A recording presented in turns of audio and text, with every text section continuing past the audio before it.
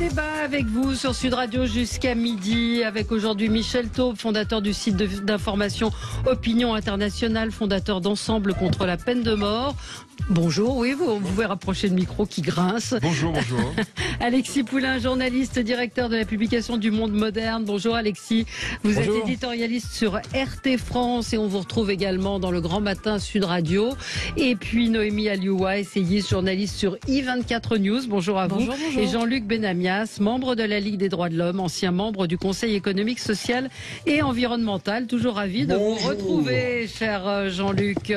Alors, on va parler des Jeux Olympiques de Pékin, cérémonie d'ouverture à 12h30 aujourd'hui. On voit des images. Je précise que l'interview qu'on avait faite de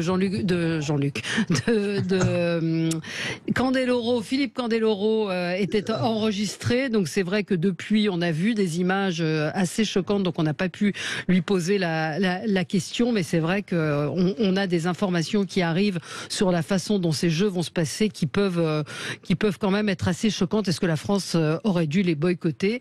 Les Balkany de retour en prison, y a-t-il un acharnement, comme le disent certains?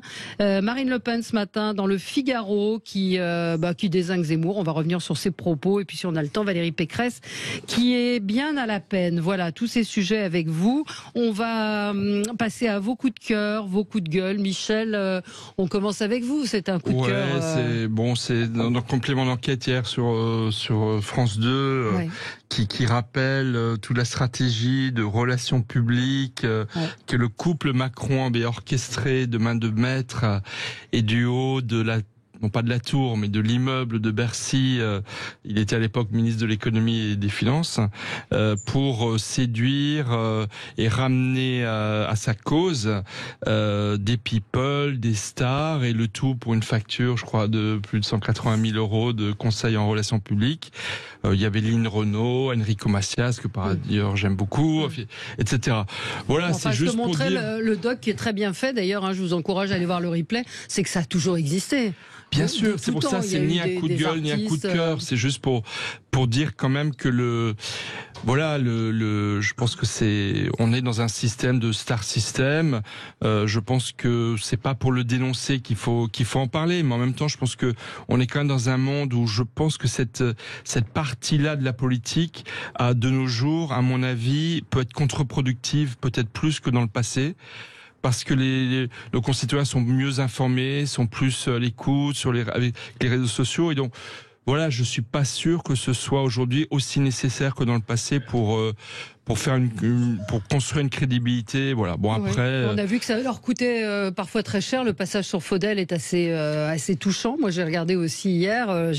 Il a tout perdu, lui, après avoir soutenu Nicolas Sarkozy. Et c'est fort regrettable parce qu'il avait le droit de s'engager pour lui. Et voilà, mais si ça se trouve, lui, il l'a fait vraiment par conviction personnelle. Enfin, j'en sais rien, mais j'imagine que c'est le cas des autres aussi. Mais c'est vrai que voilà. Bon, à regarder en replay le complément d'enquête. On passe à celui de Noémie. Oui, écoutez, hier, le ministre de la Santé, Olivier Véran, était en visite dans un centre de vaccination pour enfants à Saint-Nazaire. Et il s'est ému que seuls 4% des enfants, donc les 5-11 ans, étaient vaccinés. Il a appelé les parents à accélérer le mouvement. Il a dit qu'il fallait faire, je cite, beaucoup plus vite, beaucoup plus fort. Et moi, ça me fascine de voir à quel point, c'est complètement à contre-courant de la situation actuelle de l'épidémie. On est en pleine décrue. Il l'a dit lui-même, le pic des contamination a été atteint. On pense à la suppression du pass vaccinal qui doit se faire plus tôt que prévu. C'était prévu en juillet, mais finalement ce sera sans doute un petit peu plus tôt. Il a dit, je cite, que l'épidémie serait sans doute bientôt derrière nous. Et donc on se demande où est l'urgence aujourd'hui de vacciner des enfants quand on sait qu'ils sont de toute façon moins susceptibles de développer des formes graves, quand on sait, comme je l'ai dit, que de toute façon cette épidémie est en décrue. Et donc cette avancée comme ça, ce désir absolu de vacciner les enfants me paraît complètement à contre-courant de la situation actuelle. J'ai pas d'avis sur la question, n'étant ni médecin ni épidémiologiste, et voyant que quand même dans d'autres pays dans le monde, la vaccination des enfants est beaucoup plus importante. on peut s'interroger de savoir pourquoi la France n'a pas vacciné, mais je n'ai pas de réponse. Je m'interroge sur le fait que en Espagne, en Italie, les enfants, aux États-Unis, beaucoup. Et il faut dire aussi je suis d'accord avec vous, il y a moins de risques de maladies graves, mais il y en a quand même. Et la France est un pays un petit peu particulier par rapport au fait, qu'en France, c'est les personnes âgées qui ne sont pas beaucoup vaccinées. Donc on a aussi un schéma assez spécifique en France. Et finalement, on doit vacciner beaucoup les enfants parce que les personnes âgées, elles, sont assez peu vaccinées. En tout cas, c'est un modèle très français. C'est surprenant. En tout cas. Une réaction, Michel. Pardon. Alors allez-y, Jean-Luc. Les personnes âgées peuvent vacciner. Il y a 85% des personnes âgées sont vaccinées. Moi, je pense à des personnes âgées qui ont 85-90 ans, qui ne voient quasiment personne de la semaine et quasiment personne toute la journée. Je comprends très bien qu'un certain nombre de personnes âgées disent mais laissez-nous tranquilles. C'est ceux qui sont en dehors de ceux qui sont très loin des zones de vaccination et que les ARS n'ont pas été cherchés. D'accord. Par rapport aux enfants, moi mes enfants sont grands, mais j'aurais eu à choisir de savoir si je vaccinais mes enfants, si mes enfants étaient petits, eh bien, je me serais posé beaucoup de questions. Et c'est ce que se posent les questions que se posent les parents d'enfants qui ont entre 3 et 5 ou 6 ans. 5 et 11 ans, Pardon, 5 et 11 ans, pardon Valérie. Je me poserais moins de questions sur les 10-11 ans, mais sur les gamins, je me poserais vraiment des questions. Michel, Michel, vous avez une fille alors moi, petite, je me pose vraiment la question. J'ai pas encore pris de décision. Ma fille a 11 ans, donc elle n'était pas obligée d'ailleurs, il n'y a pas d'obligation, mais de se faire vacciner jusque-là. Là, il y a des appels vibrants. Moi, je pense de plus en plus que, mais je me trompe peut-être. Comme le disait Valérie Expert, nous ne sommes ni médecins ni épidémiologistes. Je pense de plus en plus que le Covid va devoir être traité comme vis-à-vis de la grippe. C'est-à-dire, c'est beaucoup plus grave que la grippe, mais moralement, ma crainte, c'est qu'on va vivre avec le virus pendant longtemps et que de même qu'il faut se faire vacciner contre la grippe et que ça doit devenir une habitude pour de nombreuses personnes qui sont soit fragiles, soit immunodéprimées, soit âgées, etc. Je pense qu'il faut malheureusement qu'on s'habitue à ce que toute personne qui est en difficulté soit... Voilà, alors, est-ce que ça concerne du coup les enfants moi, je veux aussi dire une chose qui est quand même incroyable, c'est que c'est les enfants américains qui ont servi de cobayes pour faire tous les tests sur les vaccins, etc. Et je trouve qu'il y a aussi un manque de courage. Je le dis clairement, je le pense. Aussi.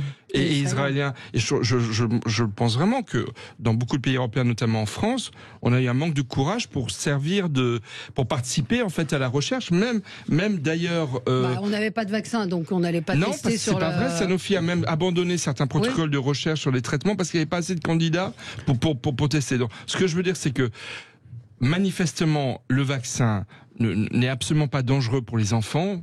On le voit, il y a maintenant eu suffisamment d'enfants vaccinés dans le monde. Donc ça devrait être quand même une incitation à vacciner les enfants si on considère que va falloir vivre avec longtemps, parce que sinon, il faut aussi ne pas oublier qu'une personne vaccinée risque moins de le transmettre à d'autres. Il ne risque pas totalement de ne pas le transmettre, mais ça diminue les risques également de transmission. Donc, il faut qu'on soit tous solidaires. Ce que dit Noémie, c'est la concordance des temps, quoi. C'est la temporalité plutôt des annonces d'Olivier Véran et puis la Société française de pédiatrie qui a pour le coup complètement tardé à s'exprimer sur le sujet. Et c'est peut-être aussi ce qui explique le retard. Mais c'est vrai que vous dites on sort d'une décrue. Alexis Poulain, vous en pensez quoi? Moi, je pense que oui, il est temps de passer quand même à autre chose parce que le vaccin est là depuis longtemps maintenant. Vacciner les enfants, il y a un débat évidemment de dire là, Pfizer est en train d'homologuer avec la FDA aux États-Unis un vaccin pour les nouveau-nés des 6 mois. L'idée, c'est juste de diluer davantage le produit, donc d'être à 3% au lieu d'être à 10% pour les enfants de 5 ans et 30% pour les adultes. Donc, quel intérêt? Est-ce que ça fonctionne? C'est encore un vaccin 3 doses, c'est beaucoup. On n'a pas. Moi, je reste persuadé qu'on n'a pas encore beaucoup de recul, malgré les nombreux vaccinés, sur les effets ARN. Mais il n'y a pas. Alexis, les effets. Les médecins, les gens de Pasteur vous expliquent que les effets à long terme sur le vaccin n'existent pas. Enfin, il n'y a pas d'effets c'est la science. Vous savez, tous les 3 mois, tous les 6 mois, on avait une nouvelle. Donc vous n'êtes pas vacciné, Alexis, alors sur les effets secondaires, sur les choses. Donc très bien, on a trouvé ça. C'est une solution avec des trous. C'est la seule qu'on a pour le moment. On a maintenant des traitements précoces de Pfizer qui sont homologués aussi, le Paxlovid.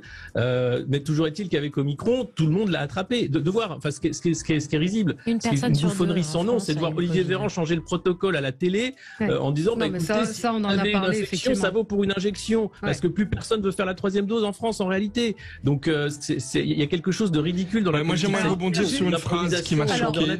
Alexis, moi, une phrase qui m'a vraiment choqué. On peut pas dire on n'a pas assez de recul. Qu'est-ce que ça veut dire? Mais si on avait fait de cette phrase la doctrine de gestion de la crise, mais on en serait à des millions de morts. Faut arrêter de dire n'importe quoi. On n'a pas assez de recul. Il y a une mobilisation générale avec une recherche qui s'est mobilisée dans le monde entier et qui a permis de sauver la situation. Sinon, donc faut pas dire. En plus, je veux même pas vous demander si vous êtes vacciné, parce que combien de personnes disent moi je suis vacciné, mais pour les autres, je ne supporte pas ça. C'est irresponsable. Vous protégez vous-même et vous dites aux autres on n'a pas assez de recul. Non, mais c'est n'importe quoi. Excuse-moi, Alexis, on pourra en dire un mot. Une auditrice me dit ce matin sur CNews, une dame a encore témoigné. Oui, et il y avait aussi Brigitte Millot qui a donné des chiffres sur les effets secondaires dus au vaccin qui sont de 0,024. Donc oui, vous pouvez. Et il y a aussi une autre étude. Enfin, tout est vrai et tout est faux. Si on va chercher, on me dit allez voir dans les médias. Vous êtes un média mainstream, vous dites n'importe quoi. Oui, bon, c'est un débat inflammable et compliqué. En tout cas, c'est vrai que je suis d'accord avec vous. Il faut marquer, c'est l'heure du journal, mais on continuera ce débat après. Les débats avec vous, avec Michel Taube, qui est là avec nous ce matin, fondateur du site d'information Opinion Internationale, fondateur d'Ensemble contre la peine de mort, Alexis Poulain, journaliste, directeur de la publication du Monde Moderne, éditorialiste sur RT France, Noémie Alioua, essayiste et journaliste pour I24 News, et Jean-Luc Benamias, membre de la Ligue des droits de l'homme et ancien membre du Conseil économique, social et environnemental. Voilà, on va revenir sur les déclarations de Marine Le Pen ce matin, qui estime que Éric Zemmour a un ramassis de gens pas très recommandables autour de lui, qui étaient des gens qui étaient auparavant auprès du Rassemblement national. On va en reparler. On va parler des Balkany, dont le bracelet électronique a été révoqué. Je ne sais pas si on dit ça comme ça, mais en tout cas, ce serait un retour en prison. Et puis Valérie Pécresse qui s'enlise, et les Jeux Olympiques, les JO de la honte, les JO de Pékin, tous ces sujets avec vous. Évidemment, le sujet évoqué par Noémie Alioua fait beaucoup réagir, mais on peut s'envoyer des chiffres à la figure et des exemples. Moi, j'ai vu l'exemple d'un enfant de 18 mois qui est au bord qui n'a plus de poumons à cause du Covid. Donc ça existe aussi. Donc après, effectivement, c'est en son âme et conscience. Vous voulez ajouter quelque chose, Alexis, ou pas? Non, on pourrait débattre que de ça pendant des heures. Donc, je vais rajouter à part qu'il y a aussi une question sur les études cliniques qui ont été faites avant Omicron et il y a l'après. Et il y a des questions qui se posent sur le sérieux de ces études et le fait qu'elles n'aient pas été remises à jour. Mais bon, c'est pas le lieu du débat. Ouais. Parlons de votre coup de gueule. Moi, c'est un coup de gueule qui est lié à la crise sanitaire, mais au cabinet de conseil, on a appris que le cabinet de conseil McKinsey, depuis mars 2020, a touché 26,8 millions d'euros de la part du ministère de la Santé pour gérer le déconfinement, le confinement et l'emmerdement des Français avec la stratégie vaccinale et le reste. 26,8 millions d'euros pour ce cabinet de conseil, en l'occurrence McKinsey. On se rappelle du succès du déconfinement. C'était Jean Castex qui était monsieur déconfinement, qui avait signé les contrats à l'époque pour être confiné en octobre. On se souvient aussi du succès de la stratégie vaccinale au début, quand il y avait 5 injections par jour, en nous disant oui, on veut pas choquer bloquer les anti-vax, donc on y va très doucement. Rappelez-vous, c'était quand même assez incroyable. C'est de l'argent public qui va à un ministère. À quoi sert Olivier Véran? À quoi servent les équipes, le cabinet ministériel, si c'est les consultants d'un cabinet anglo-saxon qui gèrent toute la politique sanitaire en France? C'est extrêmement inquiétant parce que derrière, c'est une vente en lot de l'État français. C'est aussi inquiétant en termes de souveraineté, de protection des données, puisque ce cabinet de conseil a des données incroyables qui devraient être sous le sceau du secret défense, puisqu'il y a le Conseil de défense et toutes les rendus McKinsey partaient au Conseil de défense. Olivier Véran vient de signer encore un nouveau contrat pour la vaccination des enfants avec McKinsey. On n'en finit pas en fait. Et puis il n'y a pas que, il y a d'autres cabinets de conseil bien sûr qui en profitent de cette crise sanitaire, Bain et plein d'autres pour ne pas les nommer. C'est un vrai problème, je pense, de démocratie. C'est un vrai problème aussi de contrôle. C'est un vrai problème de néo-management public, c'est-à-dire qu'on a affaire avec la Macronie et ces progressistes au pouvoir, des gens qui démissionnent, qui redonnent finalement leurs responsabilités au privé. Parce qu'ils considèrent que l'État est une entreprise comme une autre. Or, l'État français, c'est pas une entreprise. La santé des Français, c'est pas une source de profit à un marché, contrairement à ce que pourrait penser Orpea ou Oui, c'est ce que j'allais vous dire. Ouais, bien sûr. Non, mais parce que ça part du même principe. C'est-à-dire que là, on a affaire à des gens qui vont rationaliser des process, faire des chiffres, faire de l'ingénierie sociale pour pousser les gens à la vaccination. Avec ce pass vaccinal, il sort du cerveau des consultants de McKinsey. Donc, est-ce qu'on ne pourrait pas avoir une action citoyenne pour dire on ne peut pas tolérer en République française que les affaires de la République soient gérées par un cabinet de conseil privé? Il serait temps d'en finir et de recouvrer nos libertés. Oui. Oui, Michel, Tom. Non, mais malheureusement, on ne peut être que d'accord. Après, je crois que le contrat qu'ils avaient eu, enfin initialement, mais 26 millions d'euros, c'est énorme, évidemment, c'est tout à fait inadmissible. Au départ, c'était pour conseiller sur l'intendance et la logistique de gestion de la crise Covid. Et je me souviens de Jean Castex montant au perchoir de l'Assemblée nationale pour son discours de politique générale, disant « Je vais redonner à l'intendance ses lettres de noblesse ». Parce que la politique doit consister davantage à régler les problèmes concrets, à trouver les solutions pratiques, plus qu'à faire des grands discours. Et c'est vrai que quand on apprend qu'ensuite il confie à McKinsey des préconisations qui souvent n'ont pas marché et qui au final ont consisté à créer de méga centres de vaccination, alors qu'on avait un tissu extraordinaire de médecins, de pharmaciens, d'infirmiers qui auraient pu, à mon avis, faire le job, et plein d'autres exemples. Voilà, c'est extrêmement déroutant et condamnable, tout simplement, moralement et peut-être plus. Oui, le plus déroutant, c'est d'être obligé de passer par un cabinet qui n'est pas français, alors qu'il me semble que dans notre pays, nous avons un certain nombre d'instituts, de chercheurs, de gens très spécialistes qui sont capables de faire ça. Déjà, je veux dire, alors si c'est pas en France, on peut aussi aller en Europe avec nos collègues européens et on prend McKinsey. On est dans un autre monde là, quelque chose qui n'a plus aucun sens. Et par ailleurs, ce qu'on sait, c'est que en fait, est-ce qu'ils ont travaillé vraiment? Ça reste à vérifier. Est-ce qu'ils ont travaillé pour 26 millions? J'en sais rien. Ce qu'on voit, c'est que même quand ils donnent quand ils font un compte rendu, il y a le Conseil de défense, il y a le Conseil sanitaire, et puis il y a le chef de l'État qui décide. Et souvent, on s'aperçoit en ce moment que entre les préconisations faites par le Conseil de défense, le Conseil sanitaire et les décisions du ministre ou du président, ça n'a rien à voir. Oui. Noémie, pourquoi est-ce que j'essaierais pas d'être l'avocat du diable et de considérer que le gouvernement fait preuve d'une forme de modestie? Il considère peut-être que lui n'est pas suffisamment apte à prendre ses décisions et à trouver les meilleures stratégies possibles pour gérer cette crise, et donc qu'il délègue, qu'il demande de l'aide finalement à des experts, des spécialistes, des gens qui pourraient faire en sorte que tout cela se passe le mieux possible. Est-ce que c'est pas aussi une façon tout simplement de demander de l'aide pour faire le mieux possible, de considérer encore une fois que peut-être eux n'ont pas la science infuse. Mais pourquoi eux n'ont pas recruté les meilleurs? Peut-être qu'ils n'ont pas les moyens de le faire. Mais malheureusement, c'est vrai. C'est-à-dire qu'en fait, les hauts fonctionnaires sont pas suffisamment payés et pas suffisamment compétents et pas suffisamment compétents. Parce que lorsque vous sortez de l'ENA, vous n'êtes pas un bon logisticien. Lorsque vous sortez de l'ENA, vous n'êtes pas capable d'appréhender la complexité d'enjeux numériques, d'enjeux sanitaires, comme pourrait l'être un médecin, un ingénieur, un politicien, etc. Donc tout ça, c'est le résultat aussi d'un système français qui est complètement qui est recroquevillé sur lui-même et sur une petite caste de personnes qui se ressemblent trop et qui fait qu'on n'a pas les ressources suffisantes pour trouver les bonnes compétences pour gérer une crise. Voilà. On n'a pas les bonnes compétences en France. Avec ce que je viens de dire tout à l'heure. Enfin, McKinsey, c'est une boîte étrangère, mais qui a une antenne française. Ce sont des Français.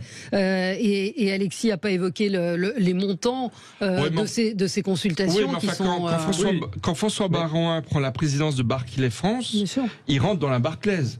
Et vous pensez bien que le PDG de Barclays Monde, s'il veut des données de la Barclays France, il les a. Donc si McKinsey Monde, c'est-à-dire États-Unis, veut des éléments de McKinsey France qui a bossé avec le gouvernement français, il les a en appuyant sur un bouton. Ouais. Il n'a même pas demandé. Oui, c'est bien tout le problème. Il y avait déjà eu le scandale. Là. On a l'ouverture de l'espace de santé personnel, le Health Data Hub. Déjà, c'était en anglais, le hub de santé français qui avait été remis clé en main à Microsoft. Il avait fallu quand même qu'il y ait une bronca pour dire c'est pas possible. Même si les données sont anonymisées, ça veut dire que vous donnez à un GAFAM toutes les données de santé des Français. C'est pas possible d'être aussi bête.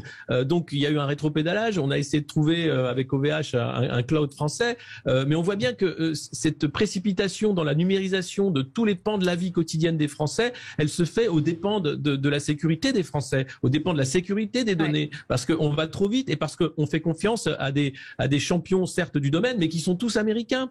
Et ces entreprises-là, elles ont une mission de souveraineté par rapport à l'hégémonie américaine dans le secteur du numérique. Et nous, qu'est-ce qu'on fait ? On sape encore davantage la possibilité de pouvoir créer des champions français ou des solutions. Donc le problème, il est là, c'est qu'on a affaire à des gens qui ne travaillent pas pour des intérêts nationaux. Rappelez-vous le compte de l'Élysée quand Emmanuel Macron fait le sommet de Choose France avec tous les grands patrons mondiaux, qui était un compte de promotion de Google, d'Alphabet et des autres. Il n'avait pas fait ça pour les entreprises françaises. Donc c'est inquiétant. En fait, la réponse, c'est que c'est extrêmement inquiétant de voir que ceux qui sont censés défendre nos intérêts travaillent pour des intérêts étrangers. Allez, on marque une petite pause. On se retrouve dans un instant. Il y aura le Jean-Luc Benamias. Oui, il y aura le Jean-Luc Benamias et son formidable coup de cœur ou coup de gueule, je ne sais pas encore, à suivre dans un instant. Les débats avec vous sur Sud Radio, avec Michel Taube, Alexis Poulain, Noémie Alioua et Jean-Luc Benamias. Jean-Luc, un coup de cœur. Oui, c'est un coup de cœur pour la Corse. Vous avez vu hier que Valérie Pécresse et Yannick Jadot, entre autres, sont allés faire un tour en Corse. Ouais. Je pense qu'il est temps que la République française ait une attitude apaisée avec ce que représente la Corse dans les possibilités de discussion d'autonomie d'un certain nombre de nos territoires. Quand je parle de la Corse, je peux parler d'autres îles d'ailleurs. Mais clairement, il se passe en Corse depuis maintenant 2 mandatures au niveau de ce qu'on appelle le Conseil territorial corse, qui est maintenant géré complètement par les partis autonomistes ou les partis nationalistes corses. La réalité est là. Alors, si on veut avoir une situation apaisée, qui est à peu près apaisée depuis maintenant quand même plusieurs années, il faut avoir un vrai débat sur le fait que la population corse, celle qui vit en Corse et qui vote, il y a 3 députés sur 4 qui sont des députés autonomistes et nationalistes, prenons acte de cela et discutons calmement avec eux de savoir comment la liaison entre le territoire corse et le territoire français peut se faire au mieux et qu'on ne revive pas dans les années qui viennent des épisodes d'attentats et de tensions extrêmes. Oui, bon, ça s'était un peu calmé quand même, non ? Oui, ça s'est calmé parce que la gestion aujourd'hui en Corse est entre les mains des partis autonomistes et des partis nationalistes, à un niveau de 70% des votants, avec un taux de votants d'ailleurs supérieur très largement au taux de votants de participation dans le territoire de l'Hexagone. Donc par rapport à cela, c'est juste le fait de dire à un moment donné, par rapport à des situations comme celle-là, je ne fais pas le parallèle avec la Guadeloupe et la Martinique, mais on pourrait en partie le faire. Ah bah non, justement pas. À mon avis, non, cher Jean-Luc. Mais si. Non, parce que si je peux me permettre, pour la Corse, certainement, c'est vraiment pas des situations. C'est pas parce que ce sont des îles que alors on doit leur appliquer la même analyse, grille d'analyse. Je rappelle que le ministre des Outre-mer, excusez-moi, j'ai un trou de mémoire. Le Cornu. Il y a 3 mois. lorsqu'il y a eu de la violence en Guadeloupe, proposé de rouvrir le débat sur l'autonomie, et ça a encore plus fait flamber l'île. Alors que 80%, alors que, j'aimerais terminer, à 80% des Antillais sont contre plus d'autonomie, ils veulent juste qu'on leur règle leurs problèmes d'eau, d'environnement, de santé, etc. Donc franchement, ces débats très idéologiques, c'est pas ça la priorité. Ça n'a rien d'idéologique, c'est des situations géopolitiques extrêmement précises. Je ne compare pas la Corse et la Guadeloupe et la Martinique, et les événements en Martinique et en Guadeloupe sont loin d'être terminés. La tension en Guadeloupe et en Martinique est absolument extrême. Elle se joue sur plein de problèmes, notamment des problèmes sociétaux et des problèmes sociaux, d'accord. Je dis par rapport à cela que nous avons à avoir une attitude, nous, le territoire de l'Hexagone français, une attitude de réflexion est extrêmement positive par rapport au règlement de ces problèmes. Et pour l'instant, nous ne les réglons pas. Bon, on va changer de sujet. Moi, j'avais un coup de cœur et un coup de gueule. Le coup de cœur, je suis la chef, donc j'ai droit aux deux. Le coup de cœur, c'est pour cette annonce qui a été faite par Olivier Véran. Parfois, il y a des bonnes nouvelles. C'est une avancée pour les anciens malades du cancer. Le droit à l'oubli passe de 10 ans à 5 ans. Et ça, c'est assez formidable pour ceux qui ont guéri d'un cancer, qui sont obligés de signaler qu'ils ont eu un cancer quand ils demandent un prêt ou une assurance. 10 ans, c'est quand même très très long. 5 ans, c'est quand même mieux parce que c'est très très compliqué pour tous les gens qui ont été malades. Je pense que vous serez d'accord avec moi. Ah oui, bien sûr. Ouais. Non. Très bonne idée. Bon, ça, personne réagit. Ah, si, bien sûr, c'est quelque chose d'important. Une très bonne mesure.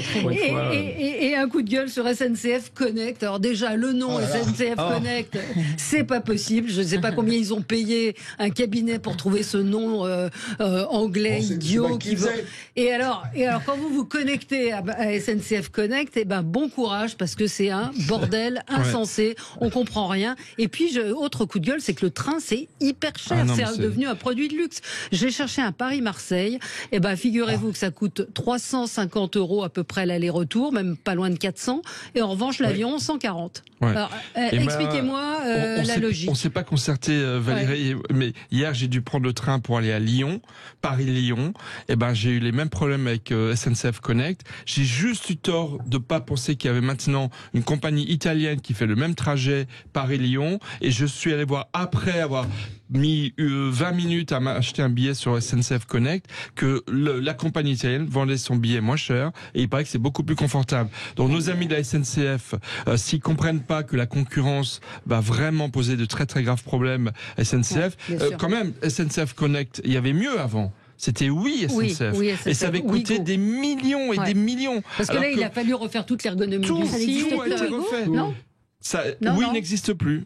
SNCF n'existe plus et est remplacé par SNCF Connect. Non, c'est devenu SNCF Connect. C'est devenu SNCF Connect. Et la mise à jour se fait automatiquement. Et après, l'appli est très mal faite. Enfin, ils ont mis sur le marché quelque chose de pas fini. Peut-être qu'ils auraient dû demander à McKinsey, finalement. Je voudrais faire un petit rectificatif sur ce qu'a dit Alexis Poulain tout à l'heure, qui est très important, mais que j'ai vérifié.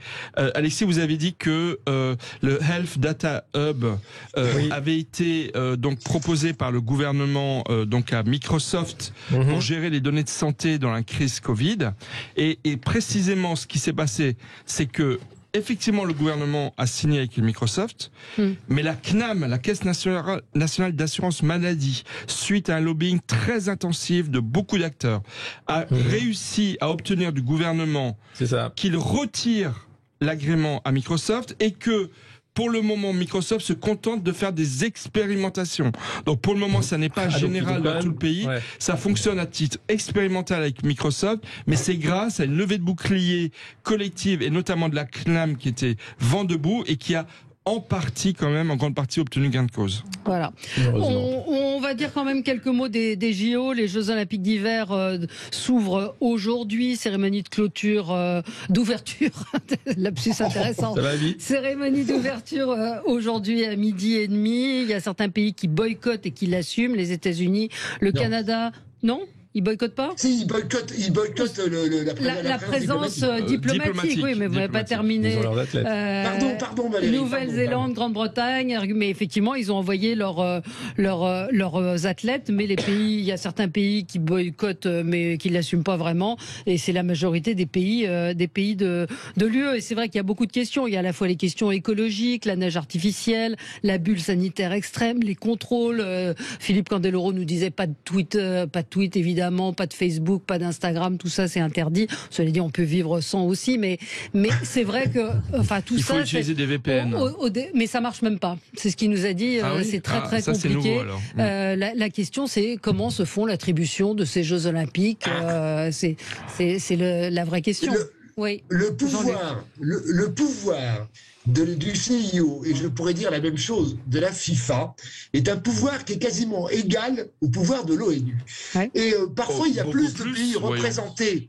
Il y a plus de pays représentés au CIO et à la FIFA que de pays représentés à l'ONU. Ce qui fait qu'ils ont entre les mains toutes les décisions. Parce que le scandale de Pékin aujourd'hui est tout à fait comparable au scandale de Sochi quand les Jeux Olympiques d'hiver avaient eu lieu en Russie. Et il est tout à fait comparable au nouveau scandale dont on parlera sur Sud Radio pour la Coupe du Monde de football au Qatar, où le scandale est le même. C'est-à-dire qu'on a des processus maintenant de nomination des lieux de jeu qui sont des processus totalement hors diplomatie, totalement dus à des pays qui ont les moyens de le faire et qui ne font attention à rien sur le mode de construction, sur la façon de payer leurs salariés, de faire les montages et surtout par rapport aux conditions environnementales. Si vous avez regardé les images de Pékin. Enfin, c'est un endroit où il n'y a pas de neige. Ouais, c'est lunaire. C'est absolument lunaire. Stéphane nous dit les canaux VPN sont interdits en Chine. Oui, allez-y, Alexis. Vous en pensez quoi, Alexis Poulain ? Non, mais c'est vrai qu'à l'heure où on nous rabâche sur l'urgence climatique et les choses à faire, les JO sont tous sauf ça. C'est une opération de greenwashing à l'échelle de la planète. Il y a les rétrocommissions. Enfin, on fait la Coupe du Monde au Qatar où il fait le plus chaud et on fait les JO d'hiver là où il n'y a pas de neige. Mais c'est scandaleux en réalité.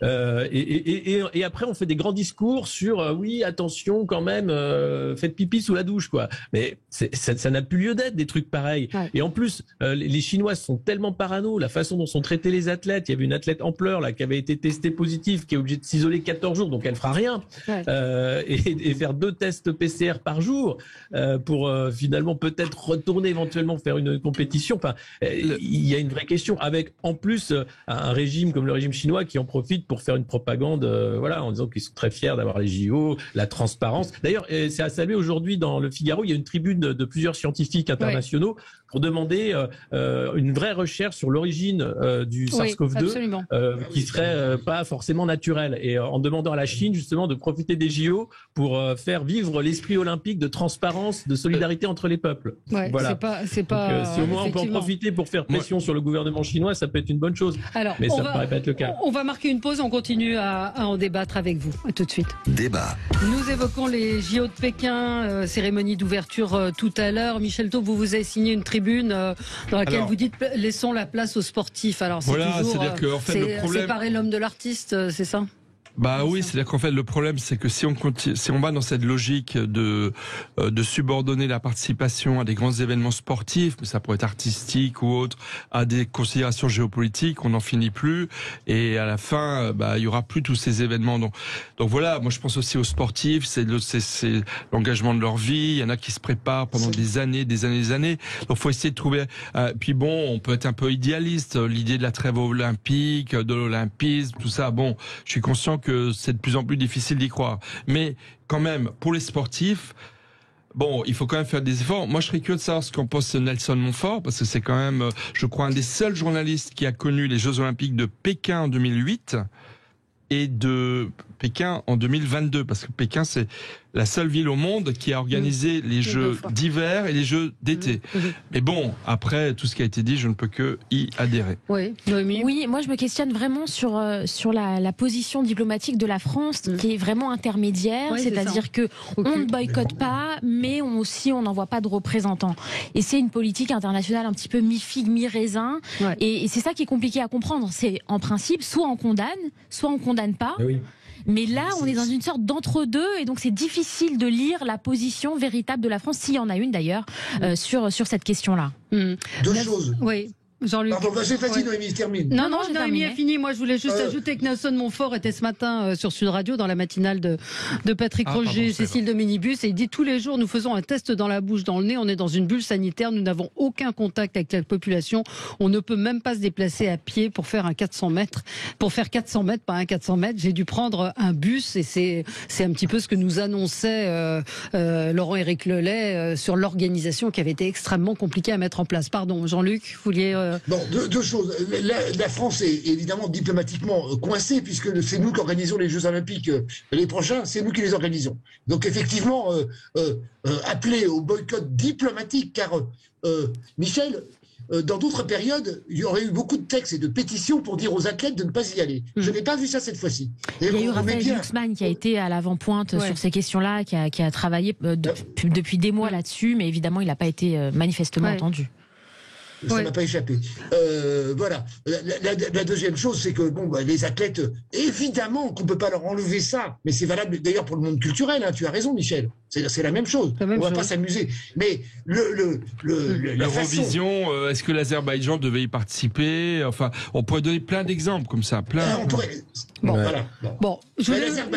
Par exemple, l'Azerbaïdjan, Michel, qui a du pognon, dont on sait pourquoi qu'ils ont des pognons par rapport au gaz et au pétrole, organise des compétitions sportives de haut niveau absolument tous les ans. Hein. Absolument. Et finance le sport européen, je dois préciser. Je voulais vous faire écouter cette séquence. Hier, Thomas Soto recevait l'ambassadeur de Chine en France et il l'interrogeait sur Peng Shuai. Vous savez, cette joueuse de tennis dont on n'a pas eu de nouvelles pendant un moment. Elle a accusé de viol l'un des responsables. Écoutez ce court extrait. C'est cette joueuse qui, sur les réseaux sociaux, a accusé un dignitaire du PC chinois d'agression sexuelle. Elle va assister à la cérémonie chez elle. Ouais. Comment elle va? Où elle est? Est-ce que vous pouvez nous donner de ces nouvelles?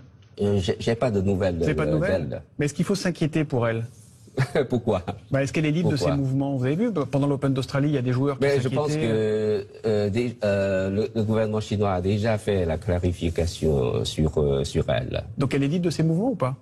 Oui, j'ai pas suivi cette affaire-là. Ouais. Si elle veut participer à un tournoi de tennis en France, elle peut venir. Par exemple, si on l'invite à Roland-Garros, elle peut venir. Je ne sais pas si vous l'invitez. Si on l'invite, est-ce qu'elle viendra? Je suis sûr que la Fédération française sera heureuse de l'inviter. Oui, si vous l'invitez. Et si on l'invite, elle viendra? Je ne sais pas. Je ne suis pas des autorités compétentes de la Chine. Voilà. Et il y avait encore une phrase où il dit ça ne m'intéresse pas. Il conclut l'interview en disant tout ça ne m'intéresse pas. Voilà. Et je n'ai pas suivi cette affaire. Cette affaire. Cette phrase est incroyable. C'est vraiment une. Vous l'aviez entendu, séquence. Alexis? Vous l'aviez vu? Non, j'avais vu, il avait dit sur les Ouïghours, venez au Sichuan voir comment ça se passe, il y a rien, il y a aucun problème, donc il invitait les journalistes à y aller, pourquoi pas, mais j'avais pas vu le passage sur Peng Shuai. Ouais, mais là, regardez, parce qu'en plus il est assez désinvolte dans sa manière d'en parler. Changeons de sujet, parlons de Marine Le Pen, grande interview aujourd'hui dans le Figaro, plusieurs extraits qui font réagir, en particulier celui-ci, je retrouve chez Éric Zemmour toute une série de chapelles qui dans l'histoire du Front National sont venus puis repartis, remplis de personnages sulfureux. Il y a les catholiques traditionnalistes, les païens et quelques nazis. Ça veut dire qu'elle reconnaît d'une certaine façon qu'il y a eu des nazis au Front National. Gilbert Collard, qui sera lundi matin l'invité politique de Patrick Roger, Gilbert Collard a répondu en disant que quand elle n'aura plus personne au Rassemblement National, elle va finir présidente de SOS Racisme. L'humour de Gilbert Collard. Vous avez lu cette interview, Alexis Poulain? J'ai regardé, mais ce qui est frappant avec la campagne de Marine Le Pen, c'est que elle surjoue finalement le calme, l'olympisme, enfin le côté olympien, de dire moi tout ça, je suis au-dessus de cette mêlée, comme si Éric Zemmour ne l'impactait pas gravement, parce qu'il y a quand même une fuite de cadres du Rassemblement national assez inquiétante, et elle essaye de se rassurer avec, c'est un peu la méthode Coué, quoi, en disant tout va très bien, moi je suis là pour le sérieux, et ça peut la servir, hein. Je dois dire que le fait d'essayer la normalisation, c'est un pari qu'elle a fait, et on voit qu'aujourd'hui dans les sondages, elle dévisse pas particulièrement, et elle martèle ce côté Éric Zemmour est un excité extrémiste, moi je suis finalement une droite tout à fait respectable. C'est quand même assez croquignolesque. On vit un remake à l'envers. Rappelez-vous l'histoire entre Jean-Marie Le Pen et Monsieur Maigret. C'était inversé là. C'est Maigret qui jouait le rôle de Marine Le Pen et Jean-Marie Le Pen qui jouait le rôle de Zemmour. Mais c'est incroyable. La décomposition du paysage politique français, quand on regarde dans son ensemble, est assez terrifiante. Parce que à ce niveau-là, il y a tout le monde est touché par cette décomposition, par cette phase compliquée. Voilà. Alors après, évidemment que c'est amusant de voir Marine Le Pen dire que quand même c'est pas bien qu'il y ait des nazis avec Éric Zemmour. Oui, d'accord, ils viennent d'où? Oui, Michel. Moi, j'ai fait un édito que je tiens un tout petit peu sur l'effet dévastateur du fait que le père ait transmis puis se soit fait déposséder son bébé par sa fille, c'est-à-dire Jean-Marie Le Pen puis Marine Le Pen. Je pense que vraiment là on assiste au début de l'éclatement, de l'explosion du Rassemblement national, ancien Front national. Et ce qui est très très étonnant, c'est qu'en fait c'est Éric Zemmour qui sert un petit peu de Jean-Marie Le Pen d'aujourd'hui, parce que Éric Zemmour en fait c'est un nouveau Jean-Marie Le Pen. C'est à peu près les mêmes personnes qui l'entourent. Voilà. Et donc si vous voulez, pour Marine Le Pen, c'est insupportable. Elle pensait avoir tué le père il y a 10 ans, et voilà qu'il ressurgit sous d'autres traits en la personne d'Éric Zemmour. Et ça n'est pas possible. Vous allez voir Marion Maréchal Le Pen, lorsqu'elle va définitivement apporter son soutien à Éric Zemmour, mais ça va être catastrophique pour Marine Le Pen. Donc vraiment, je pense qu'on en est qu'au début. Pour moi, c'est les nouveaux Borgia, les Le Pen. Et ils vont le payer très très cher. Le népotisme, c'est toujours très mauvais. On l'a vu aussi, toutes choses égales par ailleurs, entre François Hollande et Ségolène Royal. Ça ne peut pas fonctionner dans la durée. Et là, c'est le début de la fin. Moi, ça fait des mois que je le dis. Je pense que c'est le début de la fin pour elle. Elle est très élevée dans les sondages. Moi, j'y crois pas. On a le droit de pas y croire. Elle est extrêmement élevée et elle a un socle assez solide de ce que nous disait Frédéric Dabi. Noémie? Oui, vraiment sur les propos de Marine Le Pen, moi je vois vraiment un coup sous la ceinture, quoi. C'est-à-dire qu'elle utilise exactement les mêmes anathèmes qui ont toujours été utilisés contre elle, contre son parti, qui consistent en gros à nazifier son adversaire. Et donc il n'y a pas d'argumentation, on est vraiment dans l'anathème. Et c'est étonnant parce que elle en a toujours été entre guillemets victime. Elle a souvent été traitée de monstre, de nazi, de tout ce qu'il faut pour qu'elle puisse même plus véritablement être entendue. Et aujourd'hui, elle utilise exactement la même stratégie contre Éric Zemmour. C'est un peu triste, je trouve. Oui, mais surtout, elle reconnaît qu'il y a eu des gens pas très recommandables autour d'elle. Autour d'elle ou autour du parti. C'est un peu ce qu'elle reconnaît dans cette interview, Alexis. Oui, c'est étonnant, de dire que Marine Le Pen essaye de se mainstreamer, de devenir fréquentable. C'est tout un débat. C'est sur la fenêtre d'Overton. Mais Éric Zemmour la sert en ce sens-là pour mener cette barque-là. Mais est-ce que c'est payant électoralement? Ça, je suis pas sûr, parce que les électeurs de Marine Le Pen, une grande partie va se retrouver davantage dans les discours d'Éric Zemmour que dans les nouveaux discours de Marine Le Pen. Mais la scission a déjà été faite depuis quelque temps. Il y avait déjà eu ces histoires-là. On vient de le parler, mais c'est toujours ce psychodrame de l'extrême droite, du culte du chef, de la guerre fratricide. On le retrouve dans tous les courants politiques, mais particulièrement là, parce que c'est des mouvements où les gens sont extrêmement impliqués et qui sont extrêmement personnifiés. Donc là, pour Marine Le Pen, elle a totalement changé même de politique sur l'Europe, sur plein de choses. Je pense qu'il ne faut pas oublier que Éric Zemmour est le produit du fait que beaucoup de gens à l'extrême droite et dans la droite dure, on va dire, ne croyait pas dans les compétences de Marine Le Pen pour gouverner la France. Au départ, il y a ça. Il y a vraiment la conviction qu'elle va pas y arriver. Et Éric Zemmour, qui lui propose de débattre avant le premier tour, et Marine Le Pen qui refuse, ça va pas être possible longtemps comme ça, parce que justement, je pense qu'on va arriver maintenant à une heure de vérité à l'extrême droite et la droite, on va dire nationaliste, on va dire comme ça. Je pense qu'elle pourra pas y échapper. Elle l'a joué piano, c'est pas grave. Éric Zemmour, j'ai pas peur de lui. Mais là, on voit bien qu'elle est obligée de tomber dans le piège et de se radicaliser par rapport à ce qu'elle pense de Zemmour, et elle va devoir y aller. Et je pense que l'affrontement, il va être terrible. Ce n'était pas de sa capacité à gouverner qui je pense, qui faisait douter, c'était sa capacité à gagner au second tour. Parce qu'il y a toujours un plafond de verre qui fait qu'elle s'appelle Le Pen, qui fait qu'elle est nazifiée, qui fait que aussi elle a certaines opinions. Et donc les gens se disaient, on va pas encore mettre au second tour quelqu'un qui de toute façon ne réussira pas à accéder à la présidence. Donc il faut quelqu'un qui puisse à un moment donné battre Macron et arriver à selon vous, Éric Zemmour, il est plus mais il y a beaucoup de gens qui vont vous dire je ne pouvais pas voter Le Pen parce que c'est LePen, mais par contre je peux voter Zemmour. En tout cas dans la communauté juive, moi j'en entends beaucoup. Et moi j'entends aussi des gens dans la communauté juive qui disent l'inverse. Il y a des deux. Exactement. Il y a des deux. Il y a vraiment les deux. Qui disaient deux. Ok, qui voulait réagir? Comment Jean-Luc.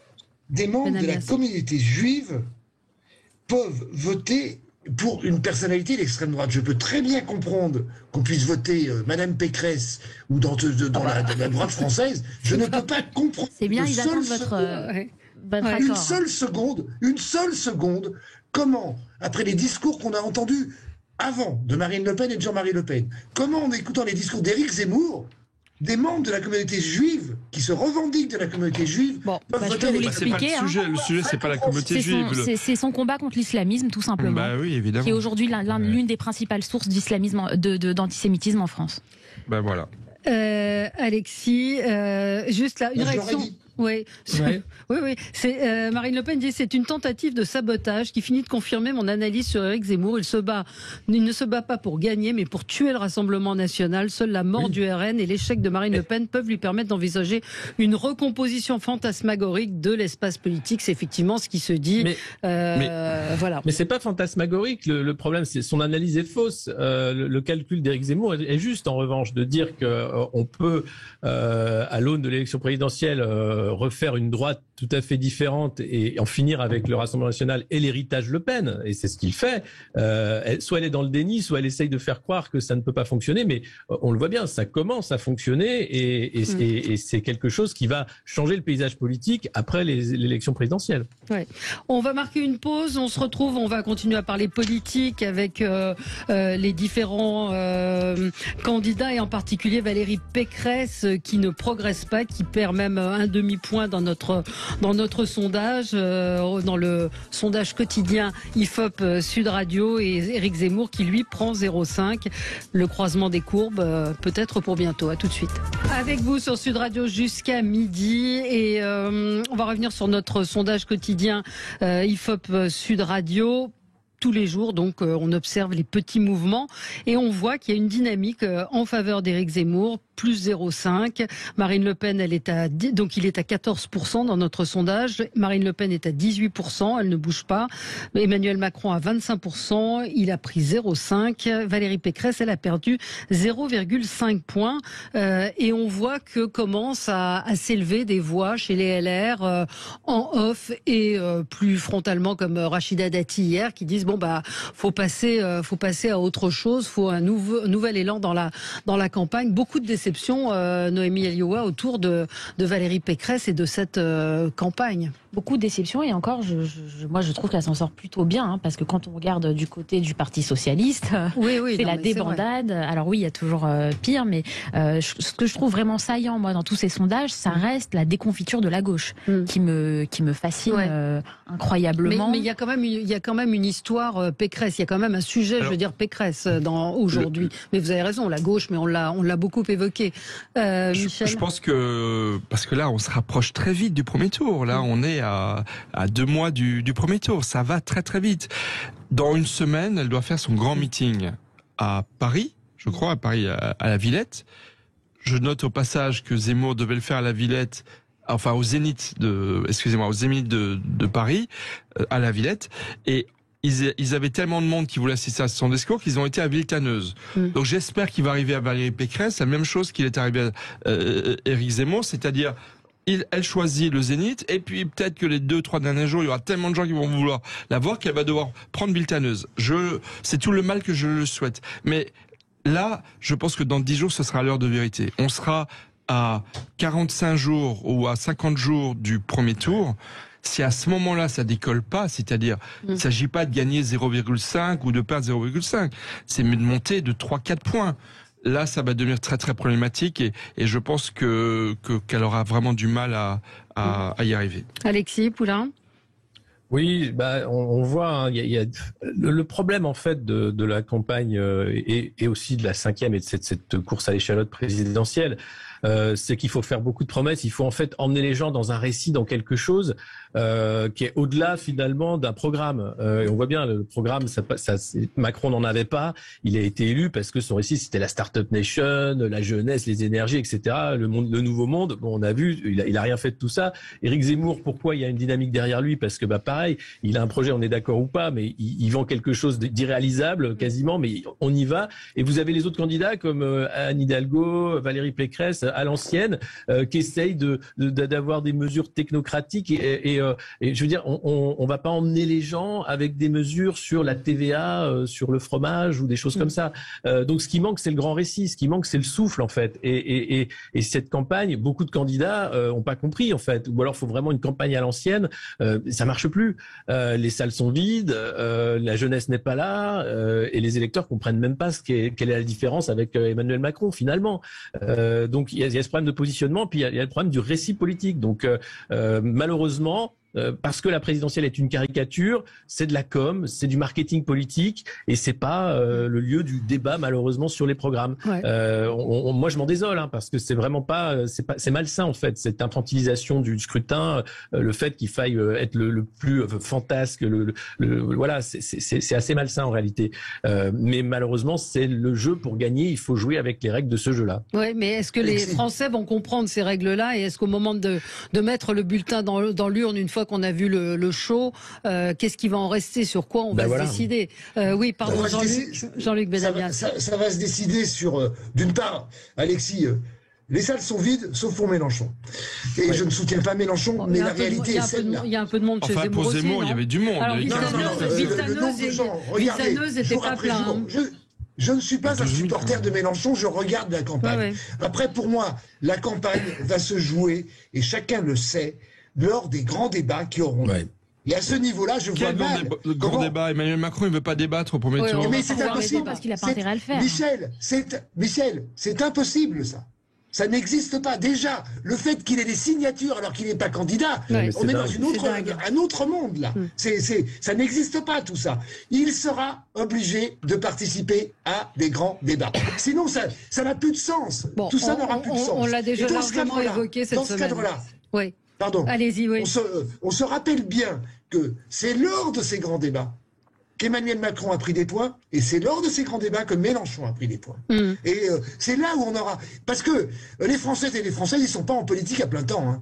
Non, ils sont en politique dans 15 jours, 3 semaines, et ça se joue à ce niveau-là. Après, Frédéric Dabi le dit régulièrement sur Sud Radio, quand on fait un sondage tous les jours, c'est intéressant, mais il sait bien que des évolutions de 0,5, de plus 0,5 ou de moins 0,5, il le dit lui-même, il est très lucide, et c'est un professionnel tout à fait respectable. Mais à ce niveau-là, moi, les évolutions de 0,5... Hein, voilà. Non, mais, après, ça permet de tracer les grandes lignes. Ça permet de voir les dynamiques sur... quelques petites dynamiques, oui. Mais indéniablement, il y a une déception Pécresse. Oui, il y a une déception. Il y a un début de déception, on va dire. Oui. Je ne dirais pas qu'il y a une déception. Il y a un début, il y a un soupçon de déception. Mais elle va peut-être briser l'armure, et le 13 février au Zénith ou ailleurs... rencontrer le peuple français et lui proposer une vision et un avenir, comme le disait fort justement Alexis Poulain. Il faut proposer de l'espoir aux gens. Mais dans ce cas-là, c'est pas une question de personnalité. Je suis aussi tout à fait d'accord avec Alexis sur la question du positionnement. C'est pas forcément Valérie Pécresse le problème, c'est peut-être tout simplement les Républicains qui aujourd'hui n'ont plus véritablement d'espace. Ils ne proposent pas de grande vision du monde et surtout pas de grandes oppositions. On a Macron contre Le Pen ou contre Zemmour, on voit directement les lignes de fracture, on comprend l'affrontement. C'est deux visions du monde qui s'affrontent. Quelle est la place aujourd'hui pour les partis comme les Républicains ou comme même le Parti Socialiste dans une moindre mesure? C'est une question vraiment de positionnement et peut-être pas forcément de personnalité. Je pense que si on remplaçait Valérie Pécresse, ce serait exactement la même chose. Aussi de personnalité. On dit que c'est aussi la rencontre entre un homme, une femme et le peuple. Et la critique qu'on lui la critique qu'on lui fait, qu'on entend ces jours-ci, c'est l'insincérité. C'est-à-dire que il y a quelque chose qui ne passe pas dans ce qu'elle dit. Pardon Alexis, je vous ai interrompu. Oui, non, mais c'est ça. C'est-à-dire que c'est ce que je disais sur le problème de la guignolisation de l'élection présidentielle, c'est-à-dire que un candidat qui va dérouler des mesures n'est pas audible. Il faut la fonction tribunicienne que défend Mélenchon. Il remplit les salles, c'est vrai, parce qu'il faut ça. Et Zemmour, c'est pareil. Lui, il est dans l'outrance et ça fonctionne. Et c'est malheureux pour la qualité du débat, malheureusement. Mais c'est parce que la cinquième, maintenant, on est arrivé à cette hyper-présidentialisation avec ce scrutin tous les 5 ans qui est totalement dysfonctionnel. Oui, absolument.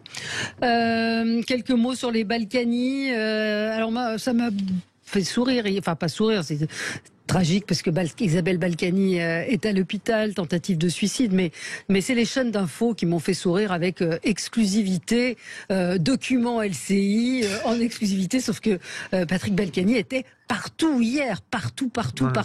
Ça, c'est aussi complètement dingue. Je sais pas ce que vous en avez pensé d'un point de vue de la com. J'ai trouvé ça absolument sidérant. Alors les chaînes se sont précipitées en Normandie pour aller l'interviewer. Il a ouvert grand ses portes et il a déroulé lui son histoire et fait son récit. Je sais pas qui veut réagir. Non, mais on est vraiment, on est dans la société. I24, vous êtes une chaîne d'information continue, donc oui, peut-être que vous avez international. Voilà, mais peut-être que vous avez fait la une sur les Balkany. Donc pas forcément, mais bon, je voudrais juste peut-être rappeler leur âge. Patrick Balkany, 73 ans. Isabelle Balkany, 74 ans. C'est-à-dire qu'on a quand même affaire à des personnes âgées. Donc peut-être appeler un petit peu de bienveillance, même si bien sûr c'est vrai que je pense qu'il y a une part de spectacle, il y a une part de voilà, ce sont des personnalités un petit peu fortes et donc qui attirent aussi l'opinion publique et l'intérêt. Malgré tout, ce sont des personnes âgées, ce sont des personnes qui sont aussi malades, donc un petit peu de bienveillance, peut-être un petit peu d'humanité pour eux, ça ne fait pas de mal. Oui, Jean-Luc. La bienveillance de la justice française était là. Ils ont un bracelet électronique. Le problème d'un certain nombre de leaders de l'ancienne droite française, on a déjà parlé de Claude Déant par exemple sur cette chaîne, c'est que on ne se moque pas de la justice et des juges. Quand on est condamné et qu'on a une condamnation spécifique et qu'on doit rester avec son bracelet électronique à tels horaires, on doit rester ici, on doit prévenir, et que, semble-t-il, un certain nombre de gens ne respectent pas cela. Voilà ce que ça donne. Je ne me réjouis pas, moi, que des gens de 73, 74 ans, qui ne sont pas des dangers pour la nation aujourd'hui, loin de là, soient condamnés plus fermement. Mais à un moment donné, il ne faut pas frimer avec tout ça. Or, ce qu'on peut voir pour ces personnes-là, et pour quelques autres, parce que quand même, l'affaire Balkany, elle a duré combien de temps? Ça fait 20 ans que ça dure. Ouais. Donc la justice, elle a été quand même, comment dire, très humble par rapport à ça. Très lente, ouais. Bon. Lente et humble. Écoutez, moi je pense que ils sont devenus, malgré eux ou à cause d'eux, un symbole de nombreux excès de la politique française. Ils ont flambé. Bon, je crois qu'ils ont toujours été populaires dans la ville auprès de leurs concitoyens de Levallois-Perret. Il faut quand même aussi le rappeler.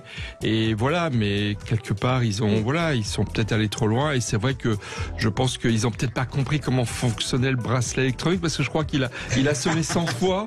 Parce oui, mais que ce dans que leur disait Patrick propriété, Balkany, c'est qu'on ne les a jamais prévenus qu'ils enfreignaient voilà, c'est la ça. loi. C'est ce que j'allais dire. Il fallait faire un peu plus de pédagogie pour les personnes âgées. Il y a très peu de latitude. Il y a 50 mètres en fait avant qu'il ne sonne.